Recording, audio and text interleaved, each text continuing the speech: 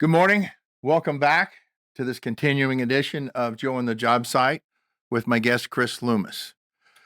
Chris, he mentioned earlier he had been in the military and you had some changes that happened to your life and some of the things you felt as you were coming out of the military. What was your next step from there? Um, I would say my biggest thing was trying to find my next passion. What could I be passionate about and enjoy? And I did the dead end jobs, some of the smaller things with retail and things like that, but I knew that's not where my passion was. So getting back into school, working through my degree, when I stumbled upon the ABC student chapter, I quickly realized that was the next little place that I could find that I had my community, my camaraderie that I could build. And that's kind of where that next little push. And I realized that this was a place that I needed to be or wanted to be. And so I spent about a year and a half with the student chapter as the student chapter Uh-huh. president, doing the competitions, things like that. That And was the CNCs, the right? CMC competition, but CMC. we also do a lot more than just the CMCs. We actually do general body meetings where we bring in local contractors, subcontractors, vendors, trades, other trades, things like that, engineering firms, and we actually have them come in and teach us, give us educational lessons on the construction industry, stuff the That's good. students may not Yeah, see, and we'll give them some insight into what the expectation is going to be as soon as they graduate and work and go right into the trades or go into the field.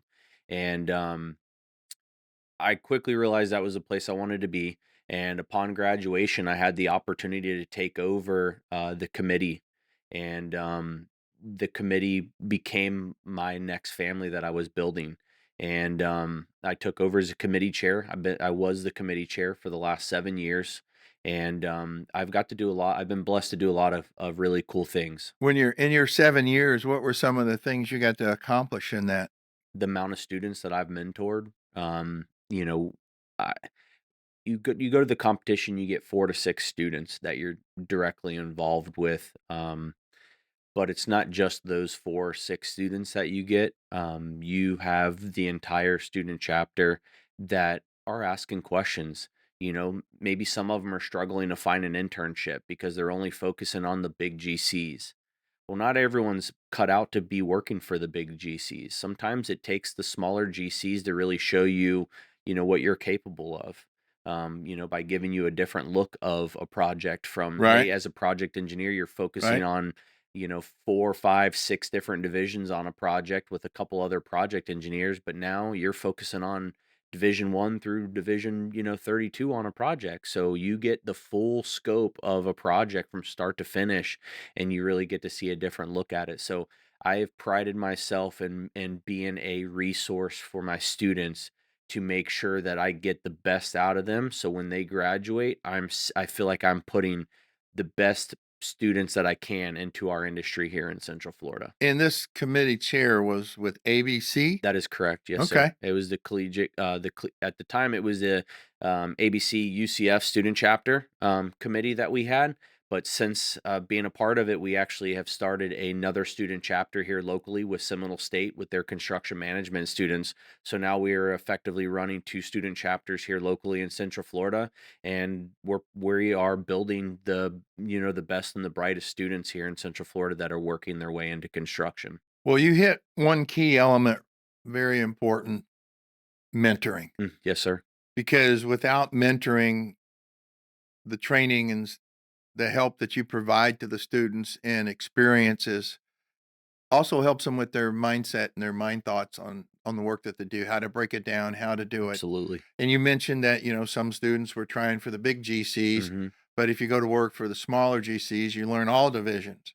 What's Absolutely. a stepping block? And you earn your way up Sure. into the industry for your successful career, and you don't want to miss the pieces. Mhm. Yep. And but in the all of it, if you don't feed the animal behind you, Mhm. it'll never come up because you have to find you're going to retire someday. You're going to have a legacy of people you've Yes, had. sir. And in my time as a superintendent, training superintendents, I used to think, man, I just can't seem to get through them. And I've had 3 of them in the past come up and say, I thought you were a crazy superintendent. Now that I'm a superintendent, I understand why you did what you did. That's Yes, the sir. best you'll get.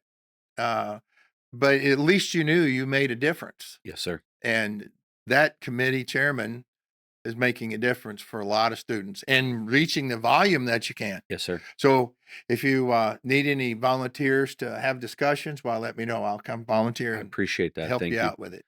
I appreciate that.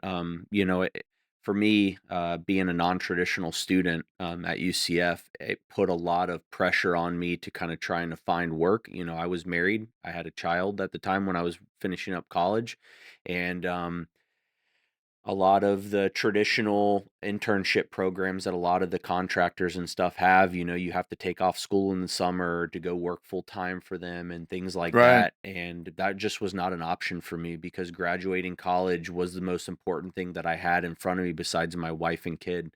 Um, for me, these companies would, they won't let you be transition from an intern to a project engineer until you finish college. So graduating was the most important thing in that I had for me. And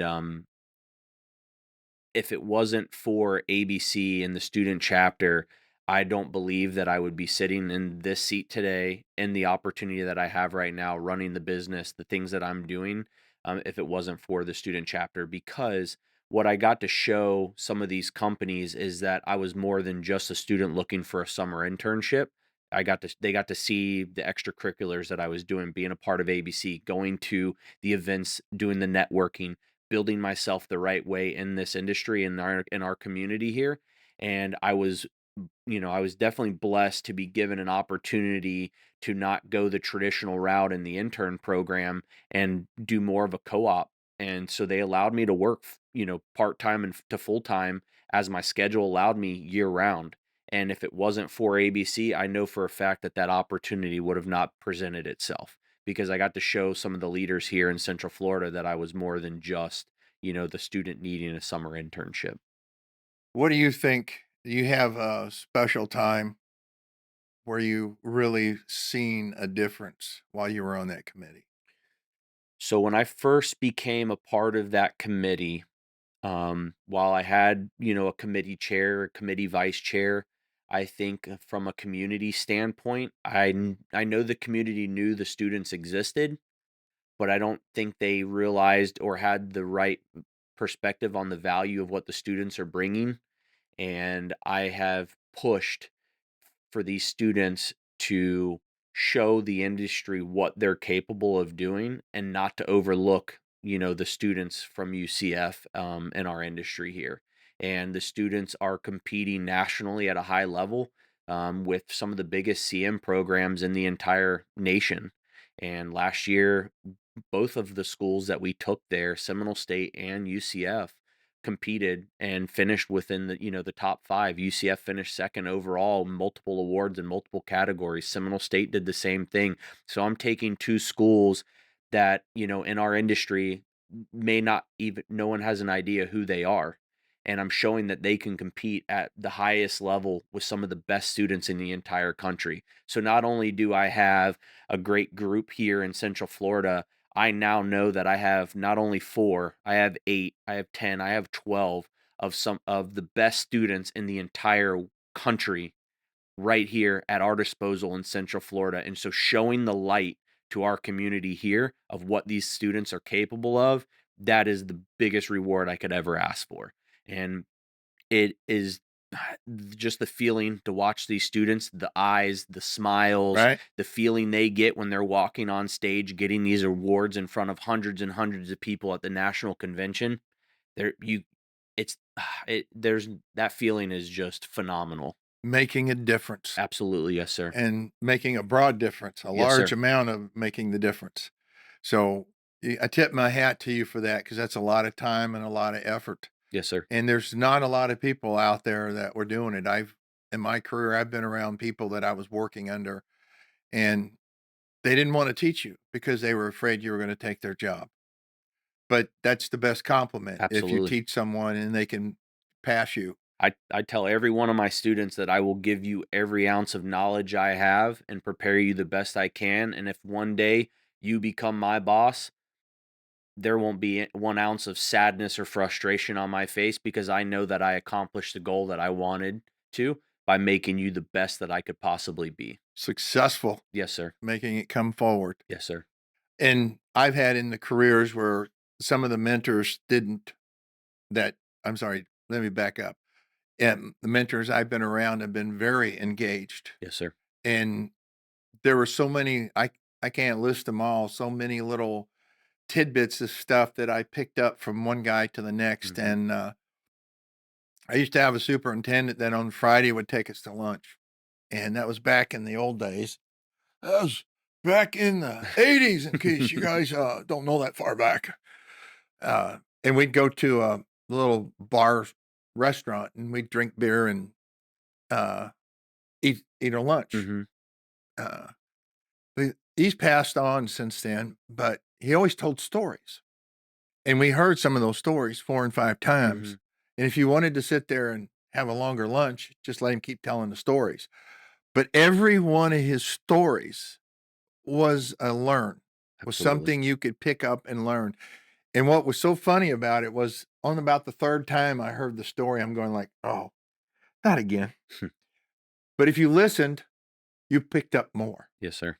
And creating that avenue for students, mentoring people is important. Absolutely. So a little while ago, you kind of lightly mentioned your next path of where you're going to, because you've been on this committee for 7 years Yes, and sir. you've now moved on to another committee, Absolutely. and it's a veterans committee. Yes, sir. Could you fill us in on the veterans committee? Absolutely. So my new endeavor that I'm working on is the Veterans Outreach Committee here at ABC Central Florida, and in my time that I've spent here, I looked back at what I'm passionate about.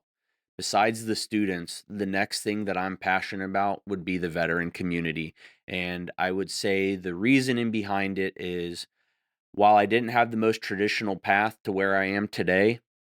I do feel like that path could have been a little bit easier. We look at these students and we say that, we're afraid to give these students a direct path to become a project engineer for us until they get their degree to show that they've accomplished something. Well, why are we forcing our veteran community to take that same path?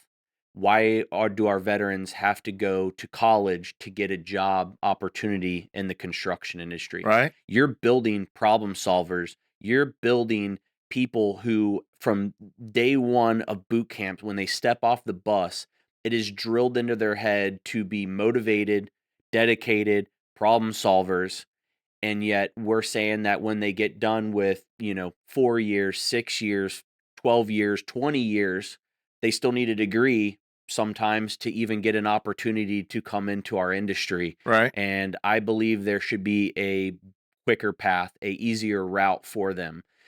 So talking to Michelle here at ABC Central Florida, she asked me what I wanted to do next, and I told her that I wanted to build a veteran community here in Central Florida, that then I could take the blueprint of our success here and take it to the state, take it to the national level of ABC, and show a success path for the veteran community here in construction in Central Florida.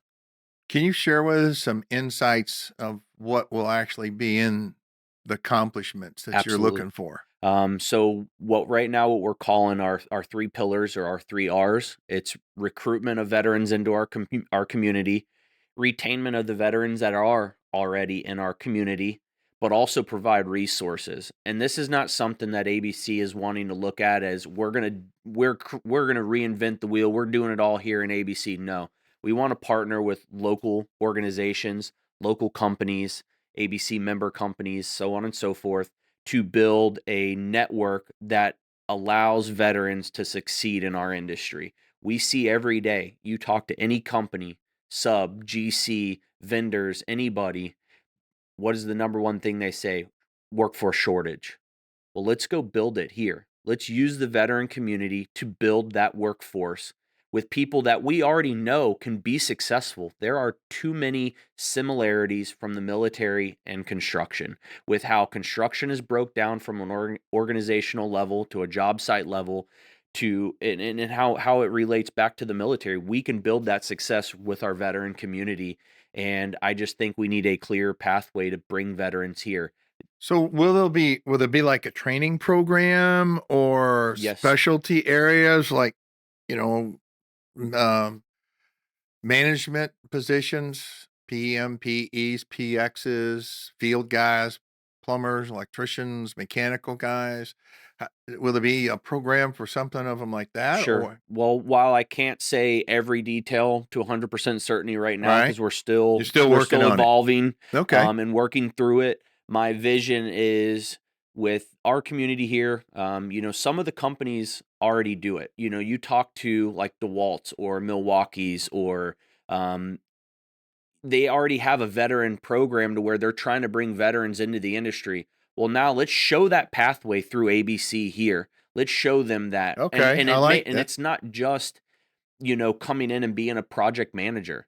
It could be a superintendent route. It could be a sub trade. It We can show them avenues to get into the trade programs. We're not going to just have one lane of traffic here for veterans. We are going to show them every aspect of what this community has to offer, from vocational schools and stuff to, they could be, being part of, safety at EHS. Why does it have to be one thing? But let's give them the opportunity to succeed in our industry. But let's come together as a community and build that so we can show them that we're going to open the door, we're going to welcome you in, and then we're going to show you how to succeed in this industry. So if I were to run into a veteran on the street Yes, sir. and talk to them, how would I get them in contact with you for the committee Absolutely. to Um, join? so so right now I don't have a direct pathway. So ABC will be integrating a veterans committee page within our website, or within the website here, that will have all the resources and stuff like that. But I also have an open door policy, for myself, for my students, for anybody. If I meet someone who's willing or interested in our industry, I will give them as much information or as much knowledge as I can on how to get their foot in the door here in our industry. So right this second, if I give you a quick answer, I would say I would be that direct line of communication to how we can, build them up and get them into the community. But as we continue to build this committee, I would say we're going to have multiple pathways on how to find out information to create that success here. So for our viewers, if we have some that are listening that would like to join, Sure. they could contact the Yes, ABC sir. and through an email Yes, or sir. the website, because this veterans committee you're starting right now is primarily Central Florida. Yes, sir. And then you're with your goal to expand that out into the other ABCs Yes, for the sir. veterans.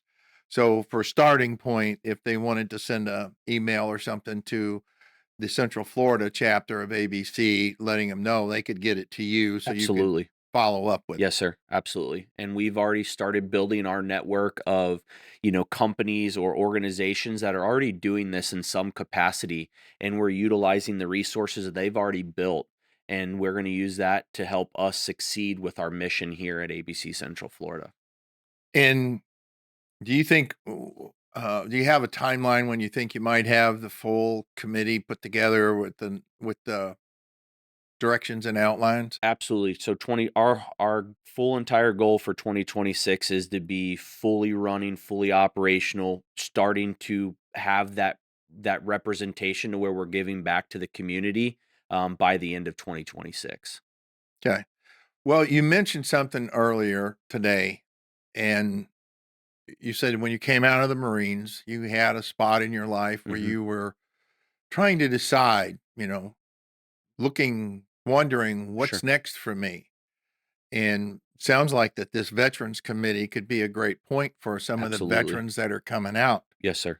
And you said 2026, right? Yes, sir. So having that up, and veterans they're moving out of the military as their terms are up Mhm. continually. So I hope you get a lot of responses to it, because I have been on the projects where one of the last projects I did was down South Florida, and a Marine came in and we hired him. Mhm. He said, "I want to be a superintendent." And we put him on as an assistant superintendent. And I'll never forget, he came to me on a Thursday night and he said, "I forgot. I gotta do something Friday. I need a day off." I said, Mhm. "What is it you gotta do?"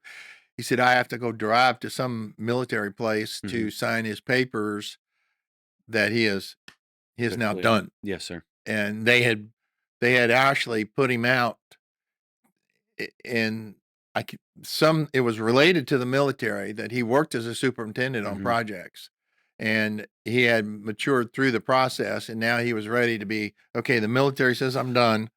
I'm ready to go directly to work for you." Sure. And he was a great aspect.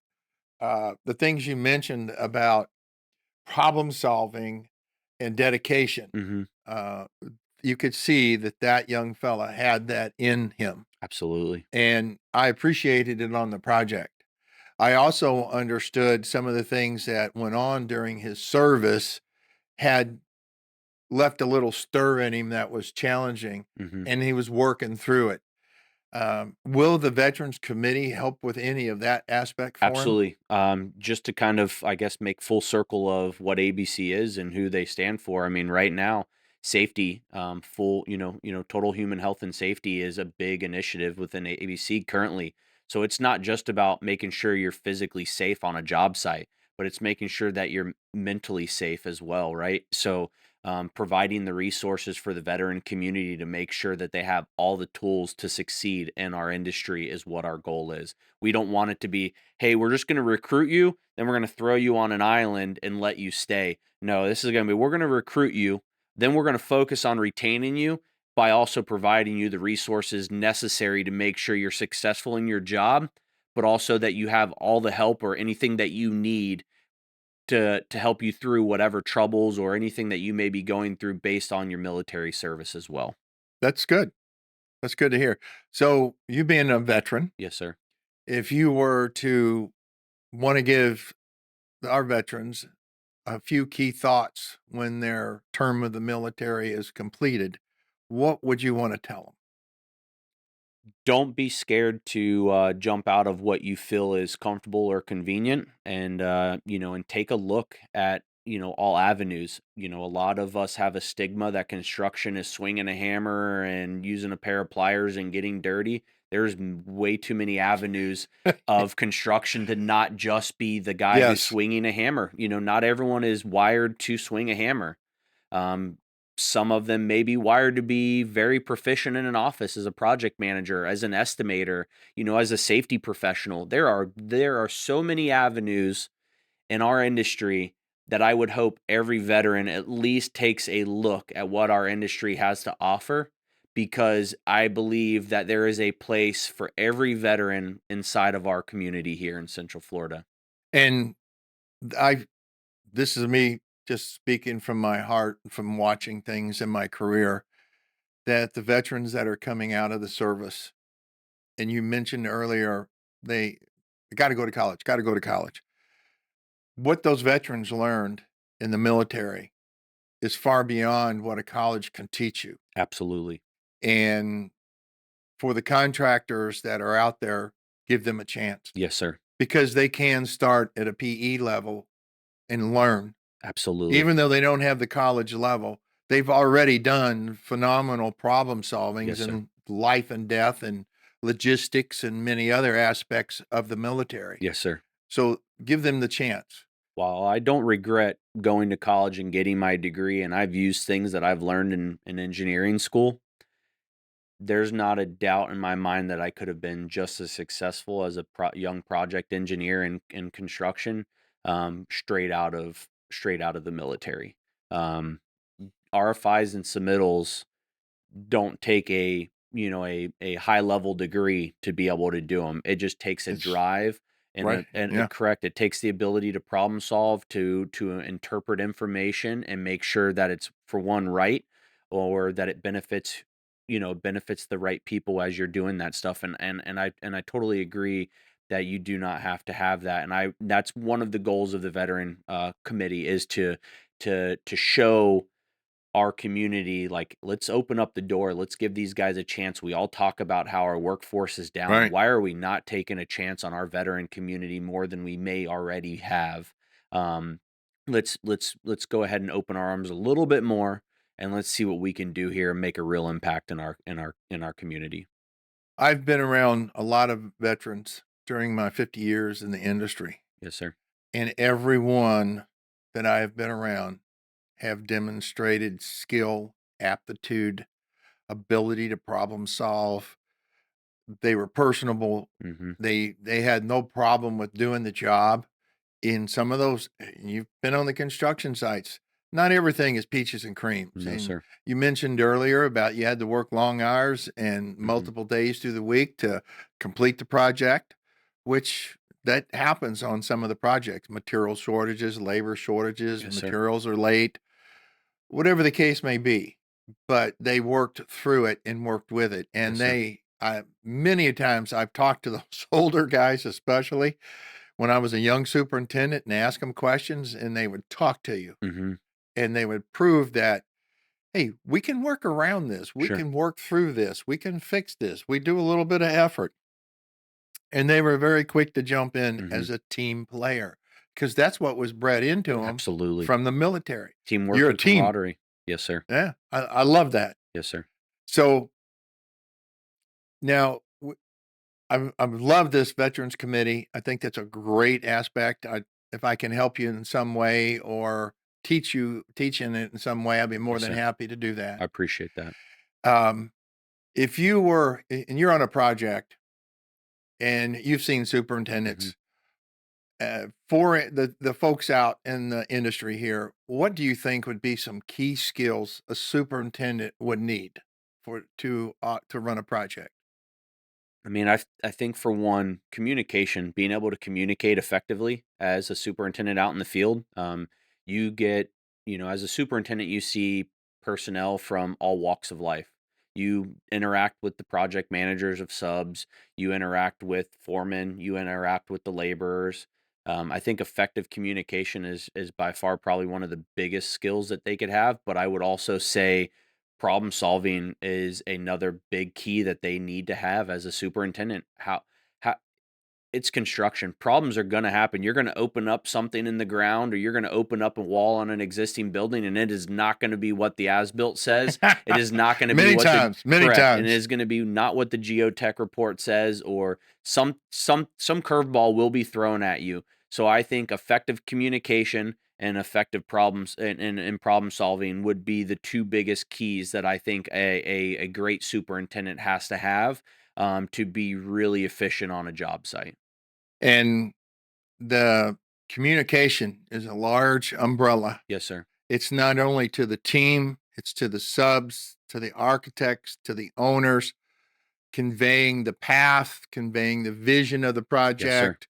There are so many areas of communication. Absolutely. It's the And right message, right? It's how to deliver the right message to that person, knowing the audience of who you're yeah, speaking to. and then the problem solving, Yes, sir. even on a green site, you're going to run into problems. Absolutely. People make mistake, whether it's an architect, an engineer, or something. But as you mentioned earlier, send in with the problem. The Hmm. guy that taught you the lesson. Yes, I sir. need, show me 3 or 4 solutions Yes, sir. because the team decision is what's best for the project Yes, that's sir. going to make that work. Whether it's a cost impact, a schedule impact, or no impact at all, by shifting, show us what options are there and then how we're going to get through the problem that has come about. With the least effect. Yes, sir. Now, I usually ask the question of what are some of the worst skills, but I think I'm going to pass on that one. But you're a vice president of a company Yes, sir. that works for companies, subcontractor. Yes, sir. If you, you're on a project and there's a superintendent running the project, what could he do better to help make your time on the job more effective? Uh, so recently I would say two things goes back to my two items. So one would be communication. I would say some of the project sites that I've been on that the superintendent did not have efficient communication, letting me know when he needed me on site or what was going on site, really makes or breaks a project. We pride ourselves on being able to get in, knock a job out, and get out of the way so we don't just have a bunch of guys swinging trees and plant material all over the job site, causing more confusion or chaos on a job site than there already is. But when a super is not being efficient in relaying that message, that really can make or break a project. It takes it from, hey, something that we know we can do in 2 or 3 days, and then it drags it out to 2 or 3 days, 2 or 3 days a few times during a few weeks because they had site guys or other trades in our way, electricians doing site work, doing light poles, things like that. Um, though that would probably be one of the biggest things that I see is just that I still go back to that effective communication, that breakdown from there, Right. understanding what's going on and the sequencing of work. What is necessary to get this next sequence done? How often do you get a contractor that you're working under to do a pre-job conference?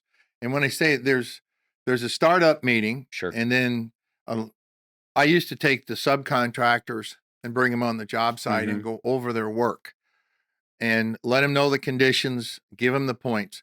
And on one particular, I talked to the guys 3 months before they had to be on the project. And the only reason it tipped it was I had 3 large trees that had to be planted in the courtyard. Hmm. And when we got done with the courtyard had a full perimeter fencing and full perimeter walkways. Yes, sir. So there wasn't room to put the tree in Hmm. later on. And they were very adamant about, let us put them in. I can drive them in with a loader instead Hmm. of flying them in with a large crane. Sure. Yes, sir. And I didn't bid it with the loader Hmm. or with the crane. I bid it with the loader. And then we held a meeting, got together, we worked it out. Hmm. They said, we'll maintain the tree, we'll keep it. We had to do a little grade elevation checks to Sure. make sure it finished. And then with the rest of the job, setting the flows. But the word you said, communication, Absolutely. sitting down, talking to them, asking them, and working as a team. Yes, sir. And you will be surprised if you got and you don't just do it with, okay, you're figuring out how to put the tree in, but Yes, sir. once you get that plan, then you have to talk to the other subs to see what other impacts it would be for the other And I trade. think a lot of superintendents forget that sometimes. They solve one problem and they forget that that may have created 2 or 3 more problems, and they're Right. not looking at the whole picture. They're looking at that one moment, that snapshot of success of getting through this problem without realizing what they may have created. But going back to the question that you kinda asked about, uh meetings with the general contractors, pre-install meetings and stuff like that. I still find it pretty rare with the different GCs. There's the common ones that you see in our industry that are notorious to having those SOPs in place. Right. Um, but then you see a lot of general contractors that do not do that. And those are ones where if we are not proactive in our communication and getting ourselves up front with forcing ourselves on a job site to getting involved with the superintendent early before we get there, those are ones where we typically run into problems. Yeah. And the little bit of communication can solve a Yes, lot of sir. it. Absolutely. In the time that I've been working for this, putting together a little survey, communication has risen to the top, Yes, sir. number one. So thank you for coming today. Yes, sir. Chris, I'm glad to have you on. A lot of great content here that I thought the listeners can get some value out of, and the Veterans Committee, the collegiate committee Yes, that you sir. were on. That's an important part of mentoring and training and bringing up the next generation Yes, to sir. help fill that gap where we're short with people, Absolutely. manpower. Yes, sir. So thank you. I appreciate you for today. And I'd like to have some more later on. We were going to do a different division uh, coming up with some different topics, Sure. and love to have you back at that time. Well, I appreciate it. Thank you very much for your time. Thank you, sir. Thank you. This is Joe with Chris Lonas with Joe on the Job Site. Thank you for today.